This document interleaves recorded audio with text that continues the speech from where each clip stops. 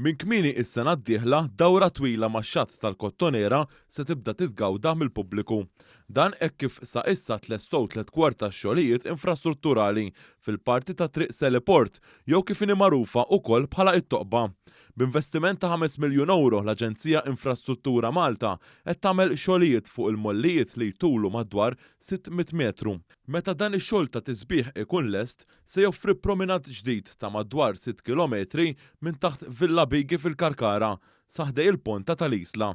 F'mistoqsija parlamentari, il-Ministru għall-Infrastruttura Aron Farrugia qal li t-tisħiħ u l-bini mill-ġdid tal-pedamenti tal-mollijiet li kienu tkissru bil-maltemp dalwaqt ikunu lesti.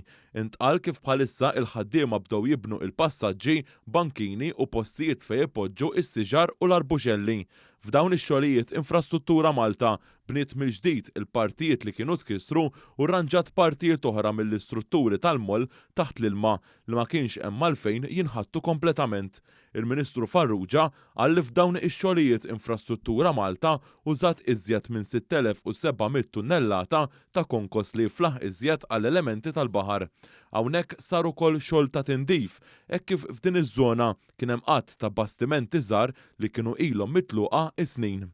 Dan il-proġett jingħaqad ma' dak tax-xatt tal-Karkara li qed isir mill-Korporazzjoni għar-Reġenerazzjoni tal-Port il-Kbir.